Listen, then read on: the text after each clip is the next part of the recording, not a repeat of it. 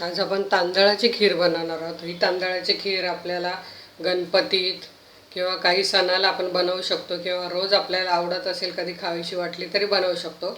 त्याकरता आपण हा 100 ग्राम तांदूळ भात शिजवून घेतलेला आहे, मीठ घालून शिजवून घेतलेला आहे। आपण आपल्या रोजचा भात बनवतो त्याची सुद्धा बनवू शकतात, कुठलेही तांदूळ घेऊ शकतात तुम्ही।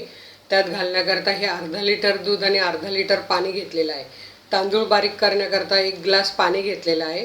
ते तांदूळ आधी फिरवून घ्यायचे आणि मग पाणी टाकून फिरवायचे, म्हणजे एकदम बारीक पेस्ट होते।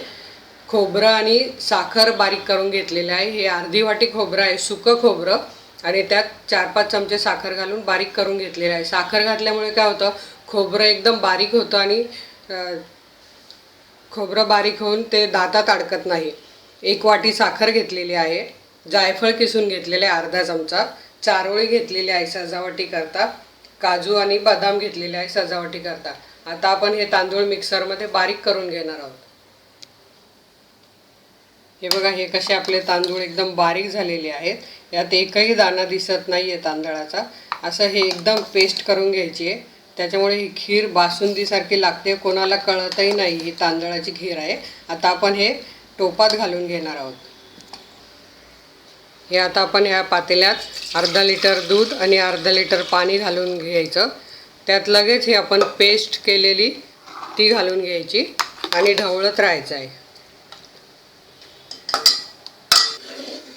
खिरेला आपल्या उकळे आलेले आहे, त्यात आता खोबरं आणि साखर बारीक केलेले टाकायचे।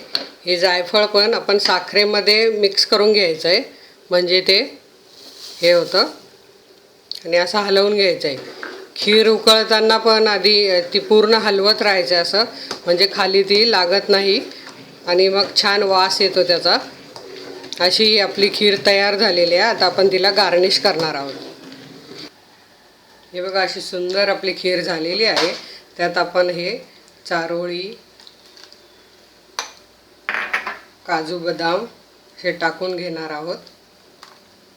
खूप सुंदर लागते ही खीर, तुम्ही करून बघा, तुमचा फीडबॅक जरूर मला कळवा।